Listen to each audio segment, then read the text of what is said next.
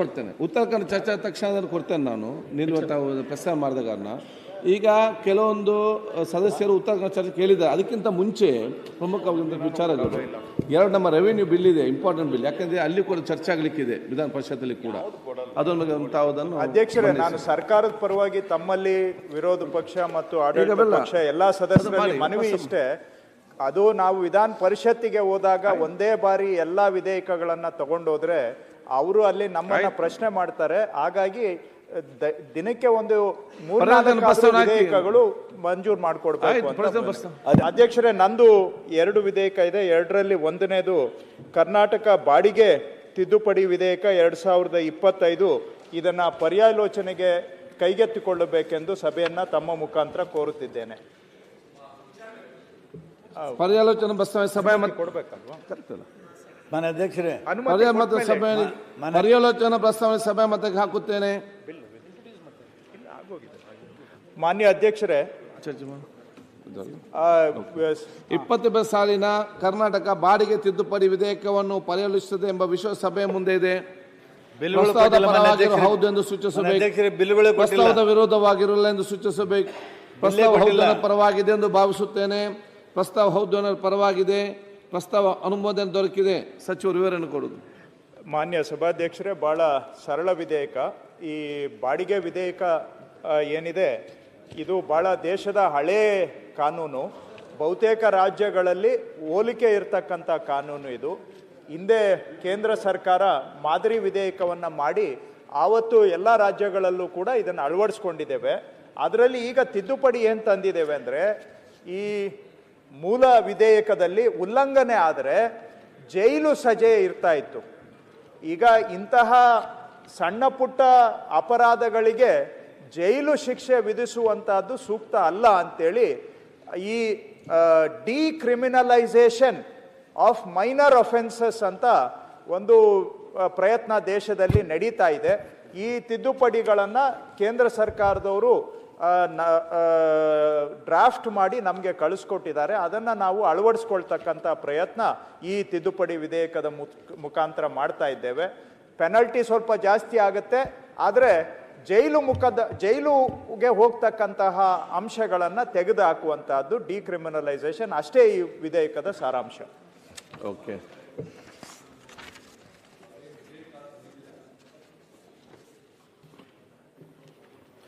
ಏನು ವಿಧೇಯಕ ತಂದಿದ್ದೀರಾ ಅದನ್ನ ಸ್ವಾಗತಿಸ್ತೀನಿ. ಇದು ಮಾಡಬೇಕಾದದ್ದು ಆದರೆ ಒಂದೇ, ನಾನು 1981ನೇ ಇಸ್ವಿನಲ್ಲಿ ಅಡ್ವೊಕೇಟ್ ಆಗಿ ಪ್ರಾಕ್ಟೀಸ್ ಸ್ಟಾರ್ಟ್ ಮಾಡಿದಾಗ ರೆಂಟ್ ಕಂಟ್ರೋಲ್ ಆ್ಯಕ್ಟು ಭಾಳ ಸ್ಟ್ರಾಂಗ್ ಆಗಿತ್ತು.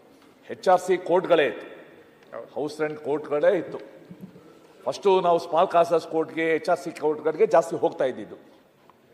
ಇವತ್ತು ಪರಿಸ್ಥಿತಿ ಹೇಗಾಗಿದೆ ಅಂದರೆ, rent control act has last it's relevance.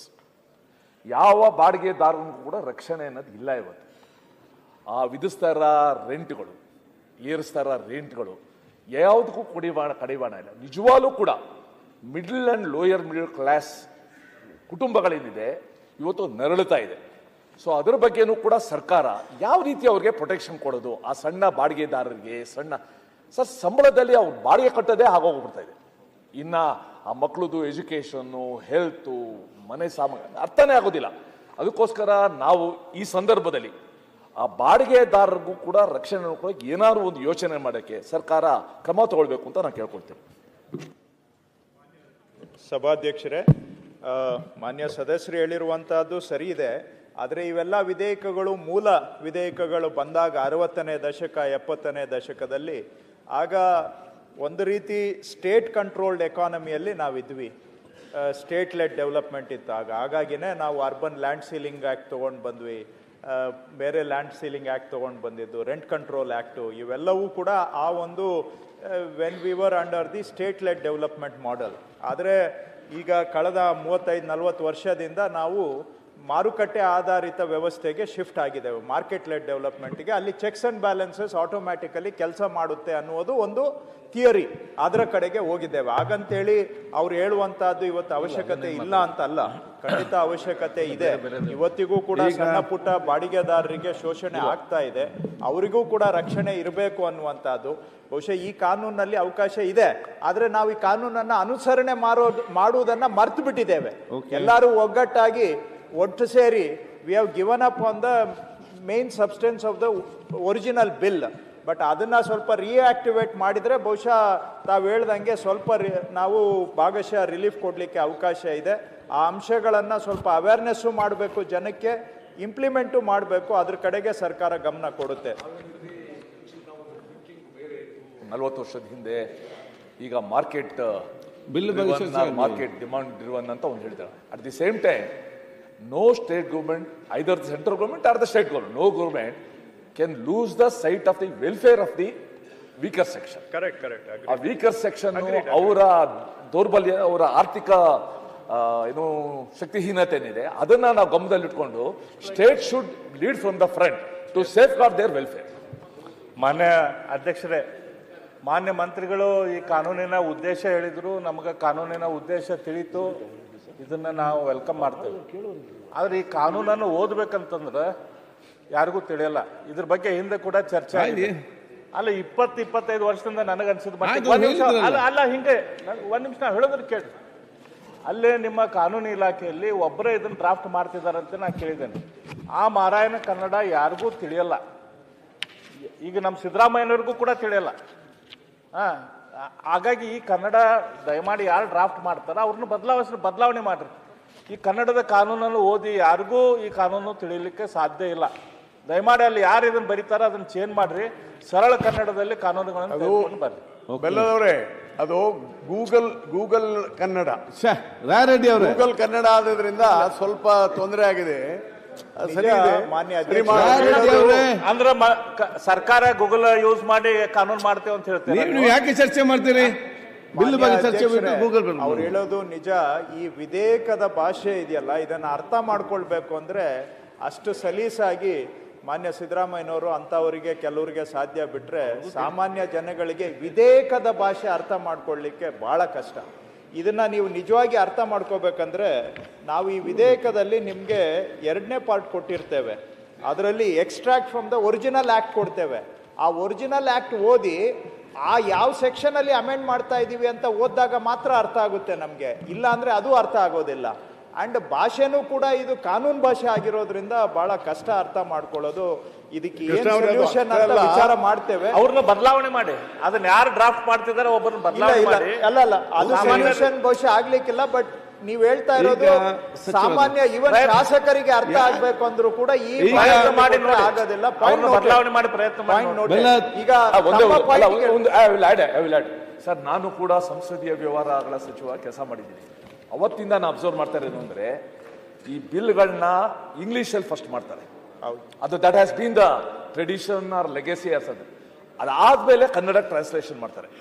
ಆ ಕನ್ನಡ ಟ್ರಾನ್ಸ್ಲೇಷನ್ ಮಾಡುವಾಗ ಈ ಒಂದು ಸಮಸ್ಯೆ ಇರೋದು. ಈ ಸಂದರ್ಭದಲ್ಲಿ ಮುಖ್ಯಮಂತ್ರಿಗಳನ್ನ, ಸರ್ಕಾರನ ನಾನು ಮನವಿ ಮಾಡ್ಕೊಳ್ಳೋದು ಬಹಳ ಮುಂಚೆಯಿಂದ ನನ್ನ ಮನಸ್ಸಲ್ಲಿ ಇದಿದೆ. ಈ ಬಿಲ್ಲನ್ನು ಸದನಕ್ಕೆ ತರಕ್ಕಿಂತ ಮುಂಚೆ you please allow it in the public domain.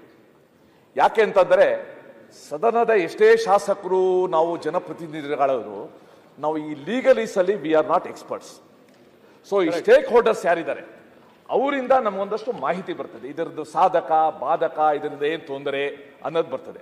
So I think it is the need of the hour.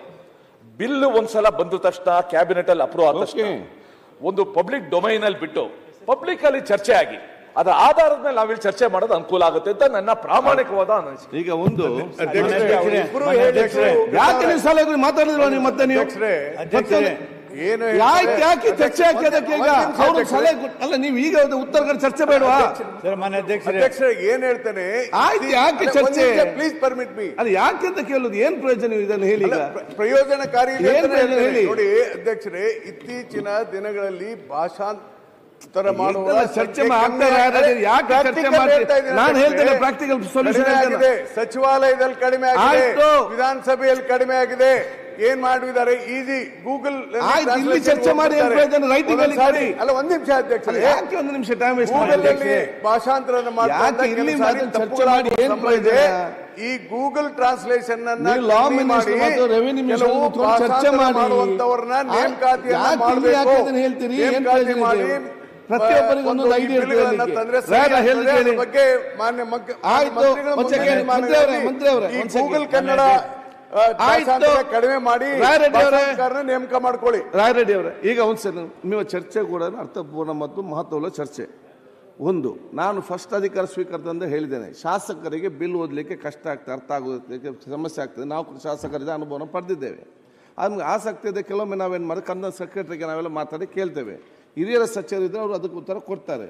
First ಬಂದಂಥ ಶಾಸಕರಿಗೆ ಮತ್ತು ಇವರಿಗೆಲ್ಲ ಕೂಡ ಮಾಹಿತಿ ಸಿಗೋದು ಕಡಿಮೆ. ಅದಕ್ಕೆ ನಾನು ಅವತ್ತೇನು ಹೇಳಿದ್ದೇನೆ, ಪ್ರತಿಯೊಂದು ಬಿಲ್ಲಿನ ಅಧಿಕಾರಿಗಳು ನಮ್ಮ ಆ್ಯಂಟಿ ಚೇಂಬರ್ಲಿ ಇರ್ತಾರೆ ಬೆಳಿಗ್ಗೆಯಿಂದ ಸಂಜೆ ತನಕ. ಯಾರಿಗಾದರೂ ಒಂದು ಶಾಸಕದ ಬಗ್ಗೆ ಮಾಹಿತಿ ಬೇಕು, ಏನು ಡೀಟೇಲ್ಸ್ ಬೇಕಂತ ಆಗಿರ್ಬೇಡ, ಅಲ್ಲಿ ಹೋಗಿ ಮಾಹಿತಿ ತಗೊಳ್ತಾ ಅವಕಾಶ ಇದೆ. ಆದರೆ ನಮ್ಮದೇನು ಸಮಸ್ಯೆ ಅಂತ ಹೇಳಿದ್ರೆ, ಶಾಸಕ ಬಂದದೇ ಕಡಿಮೆ. ಈ ಬೆಳಿಗ್ಗೆಯಿಂದ ಸಂಜೆ ತನಕ ಆ್ಯಂಟಿ ಚೇಂಬರ್ಲಿ ಕೂತ್ಕೊಂಡ್ರು ಕೂಡ ಅಧಿಕಾರಿಗಳು ಬಿಲ್ ಹಿಡ್ಕೊಂಡು ಎಕ್ಸ್ಪ್ಲೇನ್ ಮಾಡಲಿಕ್ಕೆ, ಶಾಸಕರು ಬಂದು ಈ ಬಿಲ್ ಏನಿದೆ, ಹೇಗೆ ಚರ್ಚೆ ಮಾಡೋದು, ನೆಗೆಟಿವ್ ಏನು ಪಾಸಿಟಿವ್ ಎಂದು ಕೇಳಿಕೊಂಡು ಆಸಕ್ತಿ ಇವತ್ತು ಕಡಿಮೆ. ಫಸ್ಟ್ ಏನಾಗಬೇಕು, ಶಾಸಕರಿಗೆ ಮತ್ತು ಶಾಸಕ ಸದಸ್ಯರಿಗೆ ಬಿಲ್ ಬಗ್ಗೆ ಚರ್ಚೆ ಮಾಡೋದು ಆಸಕ್ತಿ ಬರಬೇಕು. ಪ್ರತಿಯೊಂದು ವಿಚಾರದಲ್ಲಿ ಏನಿದೆ ಅಂತ ನೋಡಿಕೊಂಡು ಹೋಗುವಂಥ ಬಿಲ್ಲು ಕೊಟ್ಟು 3 ದಿವಸ ಆಯಿತು. ಅದರ ಹೋಗಿ ಚರ್ಚೆ ಮಾಡಿ ಇದರ ಚರ್ಚೆ ಮಾಡಿ ಇದರ ಆಸಕ್ತಿ ವಹಿಸುವಂಥ ಕೆಲಸ ಮೊದಲು ಇವತ್ತು ಆಗಬೇಕು. ಮತ್ತು ಈ ಮಧ್ಯದಲ್ಲಿ ಏನು ಸಲಹೆ ಕೊಟ್ಟಿದ್ದೆ ಅದು ಸ್ವಲ್ಪ ಟೈಮ್ ಟೇಬಲ್ ಮಾಡ್ತಾರೆ. ಅಲ್ಲೇ ತನಕ ಈ ಸಂಬಂಧಪಟ್ಟ ಈ ಬಿಲ್ಲಿಗೆ ಸಂಬಂಧಪಟ್ಟ ಅಧಿಕಾರಿಗಳು ನಮ್ಮ ಅಲ್ಲಿ ಕಾನ್ಫರೆನ್ಸ್ ರೂಮ್ ಇಲ್ಲಿ ಅದನ್ನು ಕೂತ್ಕೊಳಿಸ್ತೇವೆ. ಯಾರಿಗೆಲ್ಲ ಶಾಸಕ ಇಂಟ್ರೆಸ್ಟ್ ಇದೆ ಚರ್ಚೆ ಮಾಡಲಿಕ್ಕೆ, ಅದನ್ನು ತಿಳ್ಕೊಳ್ಳಿಕ್ಕೆ, ಅದು ಒಂದು ವ್ಯವಸ್ಥೆ ಅಂತ ಅವ್ರಿಗೆ ಪಡ್ಕೊಳ್ಬೇಕಂತ ಹೇಳಲಿಕ್ಕೆ ಬಯಸ್ತೀವಿ. ಈಗ ಸಚಿವರು ಮಂಡಿಸಿದ ಕೊಟ್ಟಿದ್ದಾರೆ. ಈಗ ವಿಧೇಯಕವನ್ನು ಖಂಡವಾಗಿ ಮತಕ್ಕೆ ಹಾಕುತ್ತೇನೆ. 2 ರಿಂದ 5ರವರೆಗಿನ